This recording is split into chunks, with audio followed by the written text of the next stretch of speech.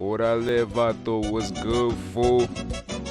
It's Big Papa Clay, aka Rice Stone. We back.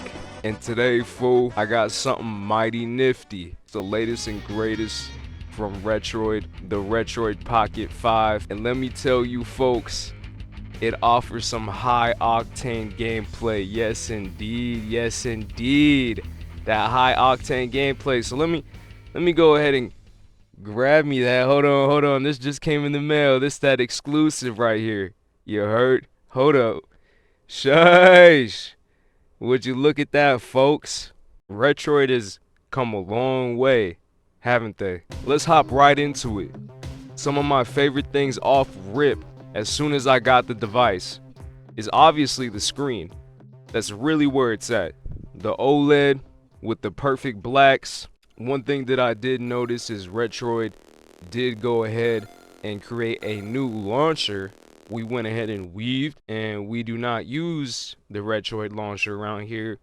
We use the Dashio launcher, however the fuck you say that shit. Also, Vato, if you're looking for a handheld just like this, loaded already with the games, the emulators, the box art, all that, head on down to Uncle Clay's Arcade, where we got the illest, and I'm talking the illest handhelds on the market, Vato. The fuck you talking about, fool? As we all know, Retroid really hits with build quality, and this is really no different. I would say from a design standpoint, it's still really high up there. I still really rock with it, but I will say the retro type finishes that they were able to have on the 4 Pro were quite immaculate.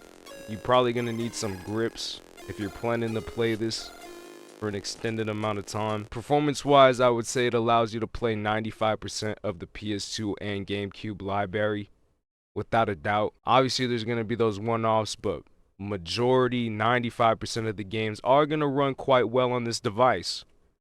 And with that OLED screen, and one thing that I do need to touch on is how fucking bright the screen gets, bruh. This thing's ridiculous.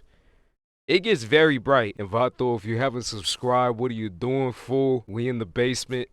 I'm trying to get the fuck up out the basement. We're getting more money, more respect, more subscribers. A young Vato, we really up.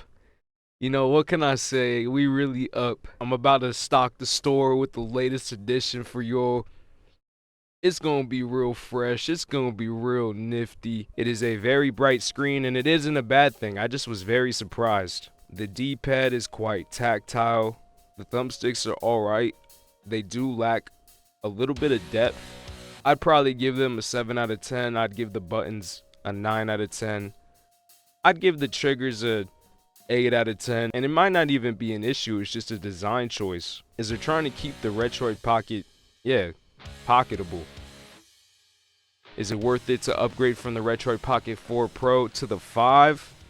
If you already have a Retroid Pocket 4 Pro, that's a difficult question, Vato. I would say no, because it's not like you're really missing out on much. It's just the display is better. Everything else on the Retroid Pocket 4 Pro is just as nice, just as fresh, just as high octane. But this display really is something different. It is. It's from another realm. Now, if you don't own either of them, should you put the extra money in to get the Retroid Pocket 5? I think you should. You throw down a little extra bread, you just get the top tier experience. I'm a big fan of Retroid devices. I think the competition is good. I'm really excited to see what Ambernick has. They always got something for Retroid. Hey, a lot of people might talk shit on Ambernick. They might think they're the knockoff, or like the AMD, or like the Puma. And let's not forget the RG Cube now. The RG Cube was definitely something innovative. We can't say it wasn't. That had good build quality, a good screen too. So I'm excited to see what Ambernick has for Retroid in the pocket, in the works. In terms of the next steps for Retroid handheld, the next step would be Nintendo Switch. That's going to take quite a jump to be able to emulate 3D Switch games. And you gotta also remember, like I was thinking about this the other day, us emulating all these old school retro consoles that you can't buy anymore, such as the PSP, or the N64, the Super Nintendo. I feel like we all know that's free game. That's free real estate. You can't buy it anymore. You know, what are you supposed to do? I want to play the games. It is what it is. But I do feel bad for Nintendo in a way, even though I know they're just like this huge company. But at the end of the day, as somebody that owns their own little tiny little gaming business, basically what I'm getting at is I understand why Nintendo is so cutthroat about Nintendo Switch software. That's their main bread right here, right now. It's not like that's some shit that's decades old or a decade old. They're still eating off that. Bruh, that's how they make their money. And that's the next step for these handhelds is Nintendo Switch emulation. Nintendo is not gonna rock with that. I think they're gonna fight tooth and nail to the death. It's something slight. It really is. Shout out to Retroid. You know, we got 236 subscribers, fool. I'm gonna need me a sponsor, Retroid. You see me, Retroid, bro? This video, hopefully this video gets around like 2,000 views. That's what we're shooting for, folks. We got a whole lot of new subscribers. What's good, Vatos? Around here, let me just tell you what it is. We fly, we fresh, we get that money, power, and respect.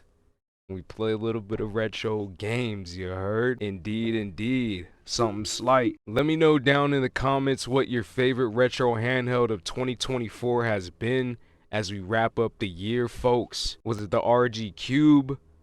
Was it the Retroid Pocket 5 4 Pro? Maybe it was the Anbernic SP. That was also a banger. For me personally, if I had to pick my favorite handheld that came out this year, folks, I would have to give it to the RG Cube. In my personal humble opinion, it's very innovative. It was something different. It had good hardware, the controls were good, the screen was good. I have one of those left, and let me tell you, eventually they're just gonna be gone. I was actually thinking about that the other day as well, folks. If there's a retro handheld that you want to get on the market, you should really try to get it when you can, because eventually you're just not gonna be able to get one. Like, I was thinking about this. It's not like they'll be around forever, or there's an infinite supply. Like, if you want a brand new RG Cube, it's almost at the end of their life cycle, really, and it's gonna be gone into the infinite abyss, fool. So let me tell you, Vato, I got one left in the store if you want to get that. I'm just saying. That opens up to a whole nother conversation, Vato. My ultimate handheld. If I had to pick one handheld for the ages, let me know in the comments, fool. I already know what it is. I already know my pick, but I don't want to spoil it. That could be a whole other video off rip, so I'm gonna wait to let you know about that. It doesn't matter when it was released. It doesn't matter who manufactured it. Let me know what your favorite retro handheld of all time is. It's a pretty good time to be playing retro games. It just is. We have all type of nifty hardware, bleeding edge technology. I'm just gonna make videos on things that I find entertaining, that I find cool at the moment, and I know y'all gonna rock with me, you know? Indeed, indeed, Vato. That was a look at the new Retroid Pocket 5. And overall, Retroid did not disappoint with this release. It's another great release, and we look forward to the next ones. Thank you for spending a little time with me today, fool. Make sure you like, comment, and subscribe, and I'll see you next time.